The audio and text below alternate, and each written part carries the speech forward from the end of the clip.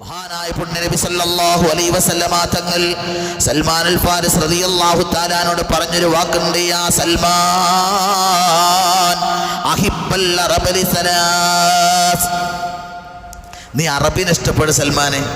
3 കാരണത്തിന് വേണ്ടി നിങ്ങൾ അറബിയെ ഇഷ്ടപ്പെടണം. ഈ ഡിസംബർ 18 അറബി ദിനമായി യുനെസ്കോ അംഗീകരിച്ചൊരു ദിനമായി മുസ്ലിങ്ങളെ നമ്മൾ അത് കേൾക്കുമ്പോൾ എല്ലാം പഠിച്ച നമ്മൾ ഇതൊന്ന് മനസ്സിലാക്കണം. 3 കാരണം കൊണ്ട് നിങ്ങൾ അറബി ഇഷ്ടപ്പെടണം, അറബി പഠിക്കണം.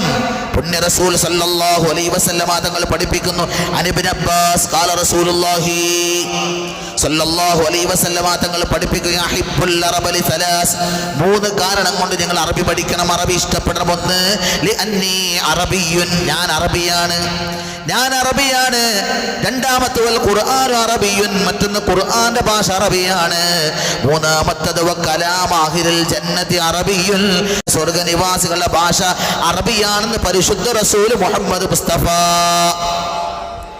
ഈ 3 ഭാഷ കൊണ്ട് നിങ്ങൾ അറബിയെ ഇഷ്ടപ്പെടണം.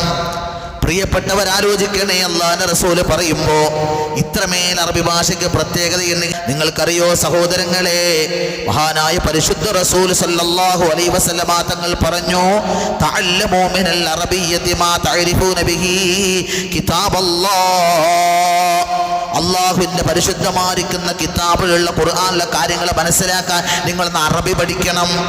റവന്യൂ വകുപ്പിൽ നിന്ന്, റവന്യൂ വരുമാനത്തിൽ നിന്ന് ഏറ്റവും ഒരു സിംഹഭാഗം ചെലവഴിക്കുന്ന രാജ്യത്ത് വിദ്യാഭ്യാസത്തിനാണ്, വിശിഷ്യ കേരളത്തിൽ.